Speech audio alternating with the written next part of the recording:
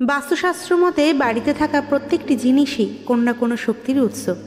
কখনো কখনো ভুল জায়গায় সামগ্রিক রাখলে তা নেতিবাচক শক্তি ছড়ায়, ফলে সে নেতিবাচক শক্তি সরিয়ে সেখানে সঠিক ইতিবাচক শক্তি প্রয়োগের জন্য বাস্তুশাস্ত্রর মত কার্যকারী।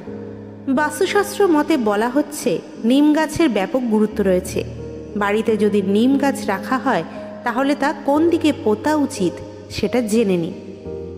বাস্তুশাস্ত্র ও জ্যোতিষমত অনুযায়ী নিম গাছের গুরুত্ব অপরিসীম।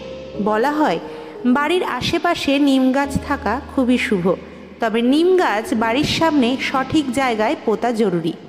জেনে নেওয়া যাক নিম গাছ বাড়িতে লাগাতে হলে কোন দিকে লাগানো সঠিক।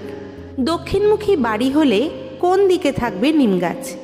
ধর্মীয় বিশ্বাসে নিম গাছকে বজরংবলীর গাছ বলে মনে করা হয়। সেক্ষেত্রে জ্যোতিষ মতে মঙ্গল দোষ দূর করতে অনেকে নিম গাছের পুজো করে থাকেন। বাড়ি যদি দক্ষিণমুখী হয় তাহলে বাড়ির সদর দরজা থেকে দ্বিগুণ দূরে নিম গাছ পোতা শুভ। শাস্ত্রজ্ঞরা বলেছেন তাতে দক্ষিণ দিকে খারাপ প্রভাব পড়ে না। নিম গাছ কোন দিকে পোতা ভালো? মঙ্গলের দিক হচ্ছে দক্ষিণ দিক, ফলে দক্ষিণ দিকে নিম গাছ পোতা খুবই ভালো। বলা হয় নিম গাছ বাড়ির সামনে থাকলে তা বাড়ির কোনো রকম ক্ষতি হয় না, এতে বাড়ির যে কোনো নেতিবাচক শক্তিও চলে যায়। নিম গাছ নিয়ে জ্যোতিষ টিপস।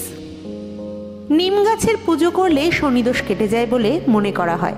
জ্যোতিষমত বলছে মঙ্গলবার সন্ধ্যায় নিম গাছে প্রদীপ জ্বালিয়ে পুজো করলে তা শুভ ফল দেয়, এতে বজরংবলীর কৃপা মেলে। পিতৃদোষ কাটাতে নিম গাছ। শাস্ত্রজ্ঞরা বলেছেন বাড়ির দক্ষিণ বা পশ্চিম দিকে নিম গাছ লাগানো খুবই শুভ, তাতে পিতৃদোষ সহ নানান সমস্যা কেটে যায়, স্বাস্থ্য ভালো থাকে, গুরুজনদের আশীর্বাদও মেলে। নিমের পাতা জলে দিয়ে স্নান করলেও গ্রহ সম্পর্কিত নানান সমস্যা কেটে যায়। এই ভিডিওটি যদি আপনাদের ভালো লেগে থাকে তাহলে অবশ্যই লাইক দেবেন এবং সকলের মাঝে শেয়ার করে দেবেন। আর এই রকম ভিডিও পেতে গেলে আমার চ্যানেলকে অবশ্যই সাবস্ক্রাইব করবেন এবং যারা ফেসবুক থেকে দেখছেন তারা অবশ্যই আমার পেজটাকে ফলো করে রাখবেন। সকলে ভালো থাকবেন, সুস্থ থাকবেন। জয় শ্রীকৃষ্ণ।